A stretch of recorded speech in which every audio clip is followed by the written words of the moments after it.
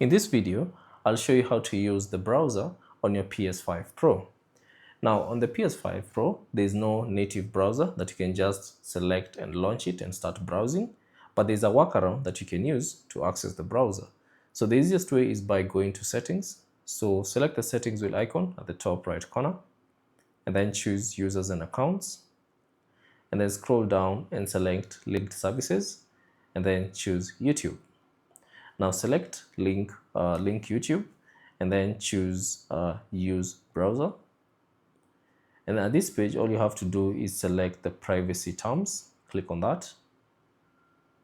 And then now from here, choose the Google apps, this icon right here. Select that, and then select Google search.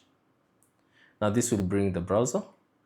So from here now you can search anything that you'd like. So let me search for a random thing. So if I search for that, and then I can choose from the search result, you can now see you're searching using your console. So you can access the browser from here. So that's basically it on how to use the browser on PS5 Pro. Thanks for watching. If you have any questions, leave them down in the comment section below, and I'll see you on the next one.